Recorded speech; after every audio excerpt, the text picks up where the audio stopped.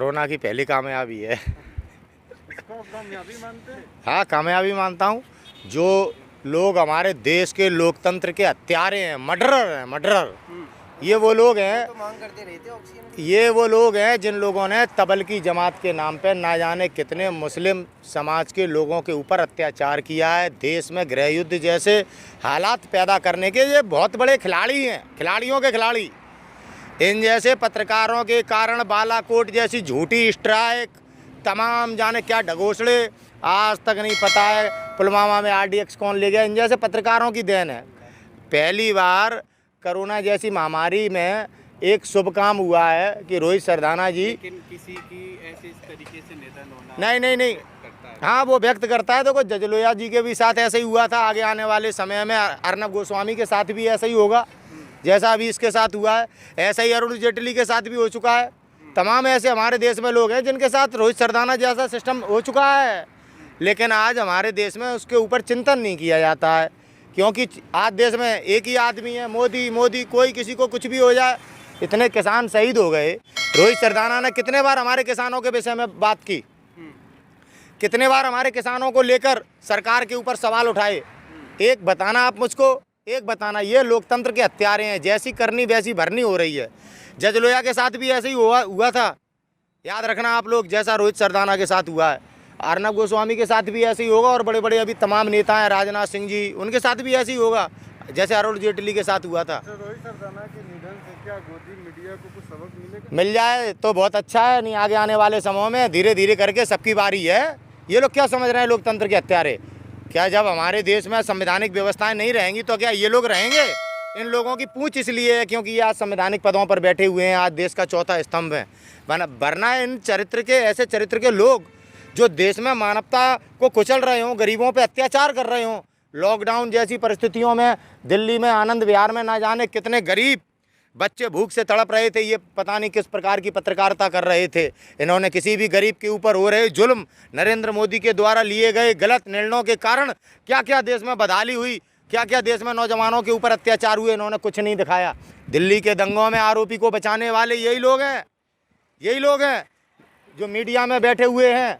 और रजत शर्मा ये क्या कह रहा था अभी हमारे किसान आंदोलन में ट्वीट करके कि प्रधानमंत्री के खिलाफ साजिश की जा रही है। इसके साथ किसी ने आज तक, किसी इंटेलिजेंस ने इतना बड़ा ट्वीट किया, इसने इतना बड़ा टीवी का एंकर है रजत शर्मा। क्या कार्रवाई हुई? कहाँ से इसको लीड मिला? कैसे देश को गुमराह करते हैं? आज ये किसान अपनी ज़मीन के लिए लड़ रहे हैं। ये किसान आप लोगों के 125 करोड़ देशवासियों की रोटी की लड़ाई लड़ रहे हैं। रोटी हर व्यक्ति खाता है। माना कि आज देश में लोगों के ज़मीर मरे हुए हैं, आज लोग वास्तविकता को नहीं देख पा रहे हैं। आज नौजवान पता नहीं किन बातों में आज गुमराह हैं जो सोशल मीडिया के माध्यम से फैला दी गई, जैसे हिंदुत्व खतरे में है। युवा को ये नहीं दिख रहा कि मेरा भविष्य खतरे में है। हिंदुत्व के नाम पे गुमराह हो रहा है। क्या मोदी से हिंदुत्व थोड़ी है? अभी सुप्रीम कोर्ट का एक आदेश आया है, जैसा कि कई राज्यों ने ये मतलब फैसला लिया था कि कोई भी सोशल मीडिया पे अफवाह या फिर डर का माहौल बनाएगा या कोई भी पोस्ट करता है, जैसे कि हॉस्पिटल से किसी ने मदद मांगी या किसी ने किसी भी टिप्पणी की, उसको लेकर जो कार्रवाई हो रही थी उन लोगों पे, अब उस पर कोई कार्रवाई करेगा तो सुप्रीम कोर्ट उनकी हमेशा कार्रवाई करेगा। मतलब कि जैसे दिखा कोई भी दिखा रहा है हॉस्पिटल की, मतलब पहले कोरोना की न्यूज़ दिखा रहा था ना, तो उन पे कार्रवाई नहीं कर सकते। अब पुलिस वाले अगर उन पे कार्रवाई करते हैं, जो भी पोस्ट डालता हाँ। है, जो भी टिप्पणी करता है, हाँ तो अब सुप्रीम कोर्ट उन पे कार्रवाई करेगा। हाँ, तो ये तो एक बहुत अच्छी बात है। अगर सच दिखाने में, अगर आज दिखाने वालों के ऊपर जो अत्याचार कर रही है मोदी की सरकार, आज सुप्रीम कोर्ट उनके बचाव में आया है तो बहुत अच्छी बात है। ऐसा होना चाहिए और उन पत्रकारों की सबसे पहले रिहाई करनी चाहिए। जो पत्रकार आज UPA लगा के इन लोगों ने बंद कर दिए हैं, क्योंकि वो इनकी सवाल पूछते थे, इनसे इनकी नाकामी पे वो सवाल उठाया करते थे। मनदीप पुनिया के साथ भी इन्होंने ऐसे ही किया।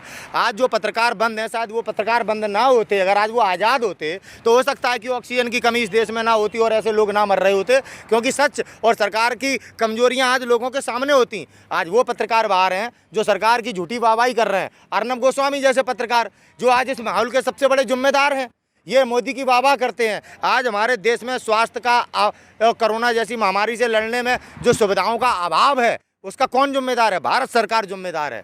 कौन जिम्मेदार है? ये मीडिया जिम्मेदार है, जिसने सरकार की नाकामियों को छुपाकर झूठे सरकार के प्रचार को 5 ट्रिलियन अर्थव्यवस्था हो रही है हमारे देश की। आज हम देखो 164 में पायदान पे हैं। जब नरेंद्र मोदी देश के प्रधानमंत्री बने थे तब हम 5वें नंबर पे थे, दुनिया के 10 देशों में आया करते थे। आज हम बांग्लादेश, जिसका निर्माण हमने किया, हमारे देश की सेना ने किया, आज हम उससे नीचे हैं। डूब के मर जाना चाहिए। लेकिन ये वो लोग हैं जो सत्ता के लोभी हैं, जिन्होंने देश में परिवारवाद के नाम पे हम लोगों को बांटा, जिन्होंने हमको जाति और धर्म में बांटा, जिन्होंने हमको ऊंच नीच में बांटा। ये देखिए आप, राजनाथ सिंह हमारे ठेकेदार बनते हैं राजपूतों के, इन्होंने हमारे खिलाफ कानून बनाया। ऐसे नेताओं के खिलाफ जब तक समाज के लोग नहीं खड़े होंगे, जो हमारा उपयोग करके हमारे देश को कमज़ोर कर रहे हैं। देखो, जो विश्व में सबसे ज़्यादा ऑक्सीजन का उत्पादन भारत में होता है, और जहाँ उत्पादन होता है, जिस जगह पे, जिस कंपनी में उत्पादन होता है, नरेंद्र मोदी उसे बेचना चाहते हैं, उसे बेचना चाहते हैं। आज आप देखिए, ऑक्सीजन के भंडारण के कारण लोग मर रहे हैं देश में। कौन है जिम्मेदार? सरकार जिम्मेदार है, मोदी जिम्मेदार है। जिस तरह से बीमारी फैल रही है, आपने देखा सोशल मीडिया पे तरह तरह की खबरें भी आ रही हैं, तो क्या आंदोलन हट जाएगा? आंदोलन का क्या लेना देना इससे? आंदोलन में अभी तक कोई कोरोना पॉजिटिव पाया गया?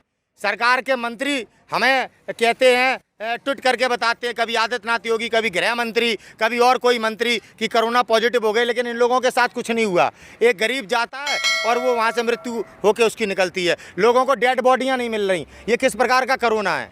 कैसा कोरोना है? मंत्री तो सब सही हो गए। कनिका कपूर का 5 टेस्टों के बाद भी बच जाती है, लेकिन एक आम गरीब हॉस्पिटल जाने से पहले मर जाता है।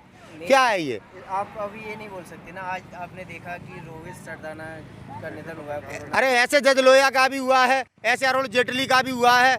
आप अरुण जेटली की अगर रिपोर्टें आप चेक कराएंगे तो वो भी कोरोना पॉजिटिव निकलेंगे, तब बीमारी नहीं आई थी, लेकिन वो इसी वायरस से मरे थे, उनके भी फेफड़े गले थे। ऐसे ही कांग्रेस के वो क्या नाम है, अहमद पटेल, उनके साथ भी ऐसा ही हुआ। ये एक बहुत बड़ा एक साजिश और षड्यंत्र है। ये महामारी की आड़ में आप देखिए, खुद प्रधानमंत्री ने देश को कितना गुमराह किया। 20 लाख करोड़ कहाँ गए? पैकेज कहाँ गया?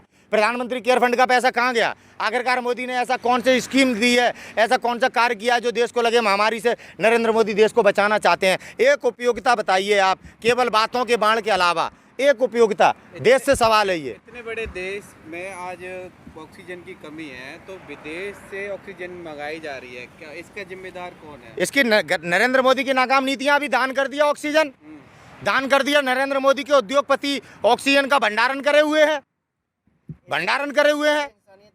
इंसानियत कहाँ दिखाई जा रही है? 7 गुना महंगी ऑक्सीजन ली जा रही है, और घाटे दिखा के आप उद्योग बंद कर देते हैं, रेलवे बेच देते हैं, LIC बेच देते हैं, जिसमें देश का भविष्य है, जिसमें देश की GDP है, जो देश की रीढ़ की हड्डी है। आपने घाटे में दिखा के आपने उद्योगपतियों को दे दी, और आप 7 गुना महंगी ऑक्सीजन खरीदते हैं हमारे देश की दान करके। National first.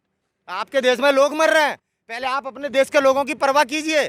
लोगों के साथ व्यवहार किया जाता है, ज़रूरत के हिसाब से किया जाता है। ऐसा नहीं कि अपने देश में गरीबों को आप मरता छोड़ दें और दूसरे देश में जाकर वाहवाही लूटें। ऐसे देश नहीं चलाया जाता है।